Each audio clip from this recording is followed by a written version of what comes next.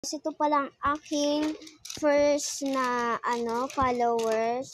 So baka gusto rin i-drawing ko yung isang followers ko na kaka-subscribe pa lang sa akin. Tara, i-drawing na natin siya at hulaan nyo mag-comment kayo. Nakalimutan ko pala ay orange pala siya. Kaya tara na. Guys, kasama ko si Kate ngayon at nagdo-drawing na kami. Malapit na ako matapos and kukoloran ko na lang. So guys, gamitin natin ang crayons. Tapos ko na ang aking next na followers. So mag-subscribe na rin kayo para mag-drawing ko na rin kayo. So eto na, napakita ko na. Hindi pala followers ko, subscribers ko. Yan naka-subscribe na sila. So mag-subscribe na kayo.